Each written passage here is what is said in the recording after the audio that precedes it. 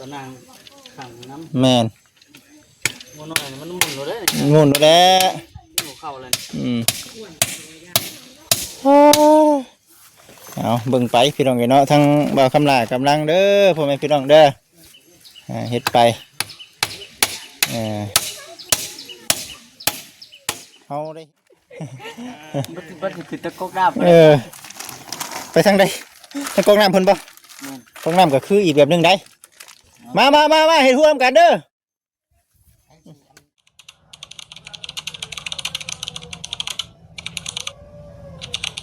บ่ได้เป็นเนาะเสร็จเลย ถ่ายเป็นอยู่บ่ถ่ายเป็นเยอะ เฮ็ดบ่เป็นยืนเงินมาเอากระปุ้นเอาเพื่อให้ขายแบบไหนดิเดี๋ยวเงินมาเอาเพื่อไปดิกล้ากินได้บ่ได้ดิ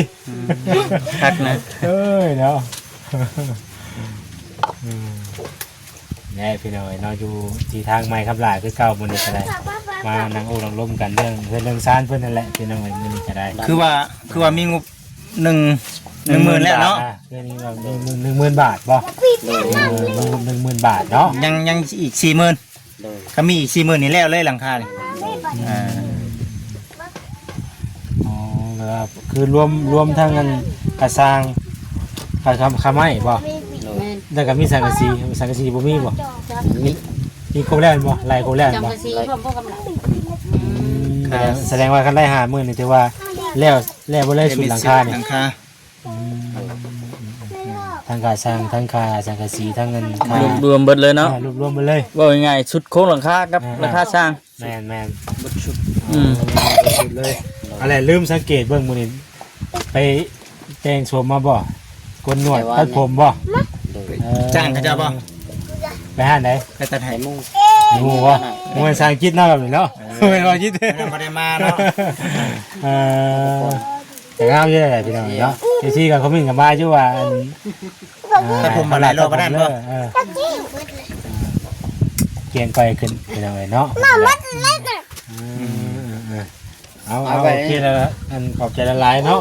ทางไปป้าเพิ่นก็มาเนาะลมไปพี่น้องลมนี่กันพี่นี่แหละตัวใหม่เพิ่นเลยดีใจนำอากาศก็เริ่มครึมๆมาเลยไปพี่น้องเนาะว่าสิเป็นจังได๋เรื่องเฮือนเรื่องซ่านเด้อพี่น้องเด้อเป็นกำลังใจภาวนาให้บ่าวคำนาเพิ่นมีบุญวาสนาพระผู้ใหญ่สุดเชื่อเด้อเรื่องเฮือนเรื่องซ่านตอนนี้ก็กำลังป้อนข้าวลูกเพิ่นก็ได้เนาะทักแน่ดีนั่งไปนั่งมาไปว่าค่ำเลยเนาะไว้ดิเนาะค่ำแล้วได้3 โมงเลย3 โมงป่าเลยค่ำไว้สิได้นอนอีกเลยเฮือตะก้อยได้มาใต้ตัวนี้จะว่าสิขับไปคำก็ขับไปตูดน้ำปูก้อยนะแล้วก็ออกมาตรงนี้แล้วปูก้อยเนี่ยนั่นบ่คำลาสิไปใช้อีกบัดนี้นี่ลูกทางบ่าวคำลาตะปูมีบ่ตะปูน่ะสิเฮ็ดยังเพิ่นสิตอกเฮาโอ้เพิ่นว่าสิใช้หัวเฮ็ดโอ้ไม่ก็ตัดไว้เลยเนาะโอ้ไม่จะใส่เพื่อไปชื่อเขาลูกชื่อบ่นี่จ้ะแม่ชื่อแฟนปลายเพิ่นว่าเอาใส่ยังบางอย่างมันชอดเด้แฟนหามามันเต้าทันได้ยังเอามายังเพิ่นเบิดครับทันได้เบิดปานใดมาพี่คำกินนะพี่น้องเลยเนาะก่อนอื่นก็มีแต่ทักทายสบายดีอันนี้คือหากไม้ที่เพิ่นตัดออกมานี่เนาะขโมยกินเลยว่าละพัวนี่ถ้าต้องการนี่เขาเจ้ามีขายบ่ละพัวนี่จับเด้อต้องการเนาะละหัวเพิ่นทานมีอยู่ติโดย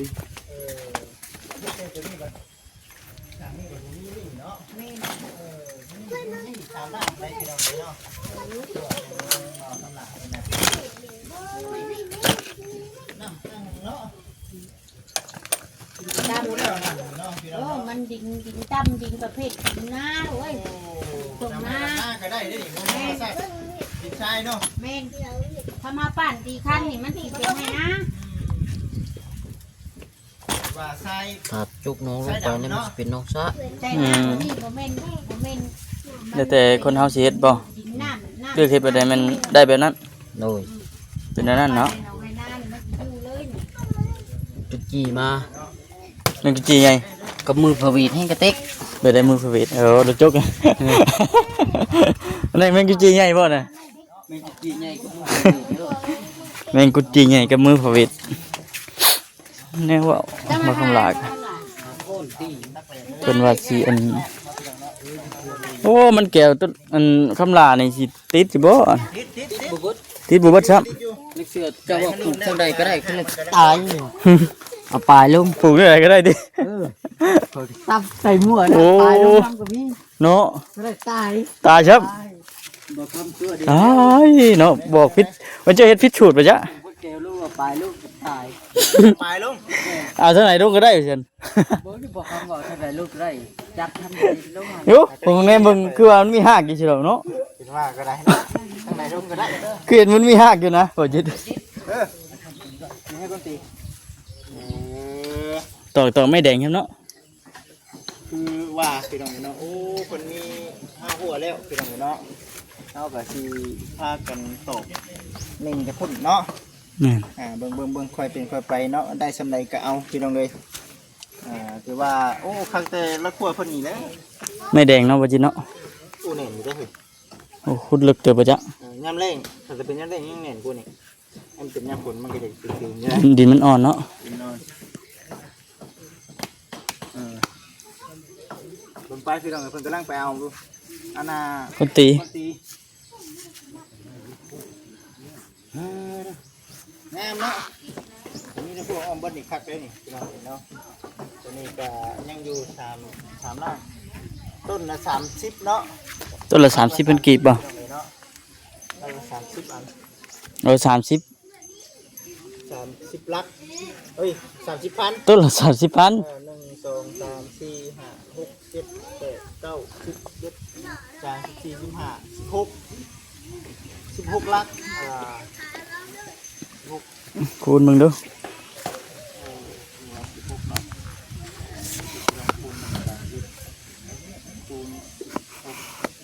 เอาคำลามาเลย ก็400,000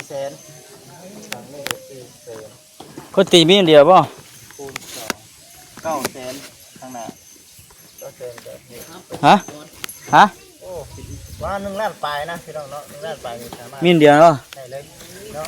เบิ่งสิซอยบาคำลามันเด้อ ประคำซอยเลย เพื่อสิตั้งกล้องไว้นี่ล่ะ จับซอยบาคำหนักนี่บ่เบิ่งเด้อ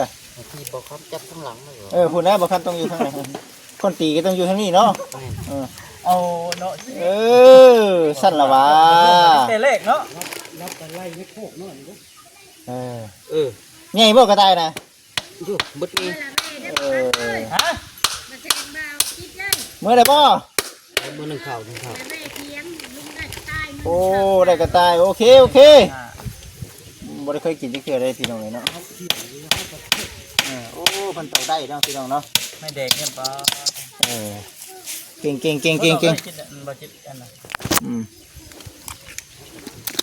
เบิ่งไปพี่น้องเลยเนาะทั้งบ่าวคำลากำลังเฮ็ดอยู่พี่น้องเลยตัวนี้ก็ได้มืดอยากคึมๆนะพี่น้องเลยเนาะคึมฟ้าคึมฝนนี่แหละที่ว่ามื้อนี้ก็เป็นมือมาหาบ่าวคำลาอีกเนาะพี่น้องเนาะ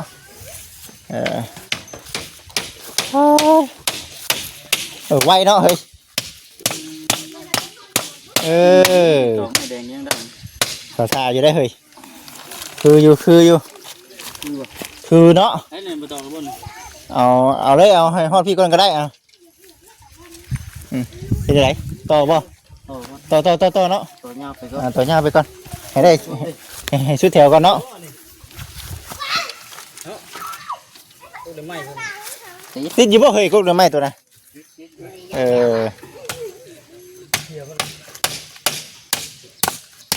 พอได้ขังงัวนี่งัวน้อยนี่บ่ได้งัวน้อย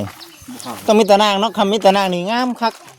ใส่ห้าวอยู่พี่น้องเนาะแต่ว่าต้องนั่นนำ ตัวนางขังน้ แม่น ำมันน้อยมันหมุนเลย งุ่นแล้ว หัวเข่าเลย เอาเบิ่งไปพี่น้องเนาะทั้งบ่าวคำลากำลังเด้อพ่อแม่พี่น้องเด้อเฮ็ดไปเฮาได้เฮ็ดหัวก็คือไป ที่นี่บ่กินบ่หายใจอยู่ เนาะ ยิงเขียวเขาจบ ยิงเขียวได้ฮะยิงเขียวก็ได้อยู่บ่ จักแล้วยิงเกี่ยว เพิ่นบ่ให้ยิงเขียวบ่ กูมันดอนเป๊กตามเขียว ตามเขียวเขาแห้งแล้วเนาะ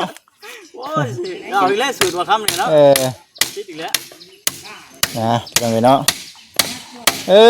คักติดอยู่บ่นี่เฮ้ยจักมือได้ปลูกนี่วานนี้บ่ขอย่านแต่มันบวมน้ำเท่านั้นเด้อบ่แม่นหยังบ่คำใดย่านแต่บวมน้ำอย่างเดียวก็บ่หาปลูกก่อนมันถูกบ่นี่แน่เฮ้ยเด็กอยู่บ่คุณน่ะ จักน้ ไอ้ทั้งนี้เอาไปเลยป่ะ รับเดี๋ยว ตาวเลยป่ะ ตาวเลย ตาวทั้งกุ๊กมาพี่ นี่แหละก็ได้เฮ้ย ไปทับปะทุกไปพุ่น ต้องกกตาวกันบ่ กันเลย เอาไปเลยโอ้2 หอบโอ้เอาดีๆได้เฮ้ยเบิ่งไป บาทเงินคือบาทเงิน คือบาทเงิน ค่าปีกนึงก็ได้จักอันน่ะถุงเนาะจักถุงอันน่ะป้าไปทุกที่ทุเรียนป้าคอยใส่รถนะบ่ได้ก็เยี่ยมโอ้อยู่คักปันยังพี่น้องเอ้ยเนาะตอนนี้กะ จับใจจับ กะเบิ่งไป คิดเด่นๆจิต ติดเฉยเนาะเฮ้ยไม่ไผ่เฮาปลูกยามนี่บ่หาคนน้ำนะปลูกยามนี่บ่ยากปลูกยามนี่ สิได้ง่ายบ่สิ สิได้ง่ายอีกอยู่เอาเลย ให้เจอสิบ่ง่าย บ่ใหญ่จักเทื่อแล้วคันเป็นน่ะ ให้เจอสิบ่ง่าย มันสิไปปลูกใช่จ้ะ อีโฟอะไรบ่สิเรื่องใช้ ง่ายไปอยู่ใครพูด เพิ่นไผไปอยู่ทางนี้เนาะสิย้ายไปอยู่ใช้บัดนี้ บ่สิคือตะกกดาบ ไปทางใดทางกองน้ำเพิ่นบ่กองน้ำก็คืออีกแบบหนึงได้มาเฮ็ดร่วมกันเด้อ นั่นให้เราก่อน มา จับช่วยกัน จับชอยบ่จับคนหรือจับไม้บ่ จับคือจับไว้ตอกนะแม่ตอกเลย ตอกเลยเด้ ตอกไม่ตอกแล้วบ่สบายดี สักท้ายสบายดี เอ้าสบายดี โดยสบายดีเด้อ ตอกไว้ในคำลาเปียกนะติดท่าแล้ว เนาะ กำลังตอกหัวเนาะนี่ อ๋อมือเพี้ยนได้ยังนั่นน่ะ เบิ่งได้เนาะ โอ้ ตอกแม่นขนาดเนาะขนาดเนาะ เกือบกันมือหัวมือตู้ชิด โห เจกิน ใครจะท่วงก่อนได้กินเลยเติมไปนัง แค่นั้นจะจวดก่อน เติม ที่ ไป บ่ นัง ห่างบ่ ฮะ ห่างพูดนะ มักอยู่เฮิมอยู่มักอยู่ลุมบ่คำละบ่คือนะอยู่ลุมนี่บ่คือมันเอ็นโพด อ่านบ่อยู่ ทั้ ทึ ง ง ห่างไงห่างไง เบิ่งลงอยู่ทึงดูฮะ แต่มันก็ เอาว่า โอ จง เค ไว้ ได้ ทางเข่าบ่ จงไว้ให้งัวเขานะเฮ้ย จงไว้รอดนะ เห็นได้บัตรทัก ได้บาทนี่ ทางไหนบ่วะ เอาผ้ามาตัดเอาบ่เห็นได้บาทมันจะชื่อว่านี่ เสียนได้บ่เฮ้ย คุณต้องถอนตัวนั้นเลยนะ เอาเรือมาเลยอยู่บ่ บ่ได้ เดือยออก เดี๋ยว เดือยออก มันยากเลยเลยตักตอกนี่ละตอกทึง นั่นแหละ ตอกทึงนี่ละคือละ ได้อยู่ เออ คมลงแล้วมันเป็นตะปูข้าม แต่มันแม่นในคำลาย คอนเทนต์ดูคำละเฮ็ดเอาตอกแค่ปมือน่ะ บาดอกไก่ติ ปูมือแตกโอ้ ครับ ระหว่างตัวนี้บ่กล้านี่แหละ เห็นน้ำบ่ได้พี่ตัวนี้ คักโอ้เอาใส่ถือว่าหลายๆเต็มเลยนี่เนาะ อันหนึ่งสมอันหนึ่งได้เนาะคืออยู่ ทำลายเป็นกำลังต่อหัว แต่มีอันน่ะตะนางแห้งคักบ่เสร็จแต่มีตะนางโอ้ยคักเลย มันคือคักได้เนาะคักลาย ตัวนี้เฮาสิได้เอาเชือกมัดบ่ตัวนี้ ให้ตะปูก็เอาละว่าบ่ สวยลักคือเก่า ใส่รักบ่เราจะหารักมาใส่เนาะเป็นไรบัดนี่สุเจ้าบ่ค้ำก็จับก็นั่นพูด จับไก่พูดไก่พูดสิเนาะ ต้นกล้วยเฮามันบวมน้ำบ่เนาะ บ่เป็นหยังดอกมันแห้งมัก มันน้ำบ่ มันแห้งมัก ผู้ข่อยย่านก็มักได้ไม้ผู้บวชน้ำเด้นี่ ง่ายบ่มันก็ไม่ง่ายนะ เอ้ย มิดจะได้มิด พวกกล้วยมันแห้งมักน้ำได้บ่แซ่ ว่าเขาละยับไปคุ้นหรือยัง กาดฮ้อน นั่ นั่ น น มัน บ่ จะ มั พื้ ก นปูแล้วไปกันเนาะ เอาเยี่ยมได้อยู่ ได้แล้ว เป๊ะบาทนี่ ยังอาเยิมนะ เอาเยี่ยม หมายเขาว่าจะได้บ่ชื่ออาเยิมนะ ภาษาบ้านโคก อาเยิมไม่ใช่นะ เอาเยี่ยม อายุบ่ได้แล้ว ภาษาบ้านโคกครับ ได้บ่ เอี้ย เลี้ยงบัดเลย อ้าวภาษาบันโคกแต่ข้าวตะกี้เอิ้นเอี้ย เขาก็เห็นเจ้าครับอันว่าเมียสอนภาษาท่านกันอยู่ดีๆว่ะ อันนั้นจังว่าข่อยก็ยังพอบ่เป็น เลยพ่อ ข่อยยังบ่จื้อครับภาษาต่างประเทศก็ ภาษาชนเผ่า ภาษาชนเผ่าให้เป็นสอนแล้วพอได้หูเนาะ เขาจะไปน่ะชนเผ่าเรื่อยอยู่เนาะพอได้น่ะเว้าน้ำเขาฮึบอ๋อตัวหนีบเลย เอาสบายดีทุกค โอ้ น ไม่ค่อย เกือบเสร็จแล้ว เกือบมันตกน้ำเหมือนกัน เอาเลยบ่เทียนสิลึกมันต้องน้ำบ่ เกือบได้กิน สบายดีหมู่คู่วัดจุทุกคน สบายดีสบายดี ได้ตัวนี้ได้อยู่บ่ ได้อยู่เนาะตัวนี้เนาะถ้าบ้านแดงนี่บ่กล้าเนาะ สบาย มันพลาดจะดิแต่ถ้าเอาได้เต็มที่ ทำบ้านผ้านี่ได้เนาะบ้านแดงนี่ย่านแม่นบ่ ย่านคำลาเฮ็ดเรียกบ่นี่จอกทั้งคู่ แม่นบ่เฮ้ยบ่ได้ยิง ตอกเล็กตะปู ไม่ต่อหัว บ่แซนฝากถือโทรศัพท์ให้นะมา มาเลย ใส่จักบาทนี่ ยิงเบิ่งนี่เด้อยิงเบิ่งเด้อได้อยู่บ่ โอ้ยเสียก็ตีฮักกันหน้าดิ คุณก็ได้กันอยู่ได้นี่คุณก็ได้ห่วย คุณได้กันนะติ เอาเลย เสมอต้น เฮ้ยจับไปแล้วเลยโอ้ยคำเกือบจะมัวโปมือขาดปุ๊บไปแล้วโอ้ยตุสิจ้าใส่แล้วปุ๊บเลย ย่านเนาะบ่ เจ้า ลองปิ้งเริ่มปิ้งเนี่ย แต่ว่าหัวนี่น่ะมันสิอยู่ได้บ่เพิ่งนะ บ่เฮิงแล้ว อายุการใช้งานใช้ได้ปีหนึงแล้วมันก็คู่ออก ปีนึงเนาะ ปีหนึง เพราะมันตากแดดตากฝนเนี่ยเนาะ แมน ตากแดดตากฝนมันก็ปุ๊ กอไผ่นี่กอไผ่เพราะว่าต้นไผ่มันใช้ได้ปีเดียวอายุการใช้งานมันน่ะ จะได้เบิดลำในแม่นนั่นอยู่แต่เฮาบัดบ่มี มันน่ะเนาะ แม่นเฮาบัดบ่มีเด้ มายังอยู่ในตอกชั้นนี้ก็ให้ได้กระปูคดอันนี้ เชิญมาตอกมายุ่งมาย่างโอ้ยคำหนาเลยเจ้ากระตอกแต่ไม่ตะปูมันเก่าได้อ้ายใช่แล้วคนตามน้ำบ่ทันเลยใช่บ่ ยิ่งเที่ยวใช่ไหมนะ จะเข้ามือเจ้าของอีกแล้วออกกลางไหนออกกล้องไหนนี่ออกกล้องไหนผู้สาวเบิ่งกระไรได้ดิจับไหมกำลังไปช่วยเช่าบ้าน เรามาแป๊บเดียวก็ใช่แล้วบัดนี้แล้วว่ะ หากระยากมาดิคิดอีกแล้วกูแล้วว่ะเอาเรียบร้อยเเนาะ แล้ว เดี๋ยวไปขั้นตอน เจ้าชิมาช่วยบ่เจ้าชิมาช่วยบ่ แม่น จะคลิปกันค่อยก็ได้ มาซ่า นี่ก็ได้ละ ไปเด้อ โอเคพี่น้องเนาะ เริ่มต้นใหม่ป่ะ เดี๋ยวว่าสิอัน ตอกตะปู คลิปนี้ก็มีแต่สิจบกันบ่คำก็ได้พบกันคลิปหน้าพี่น้องเนาะสบายดี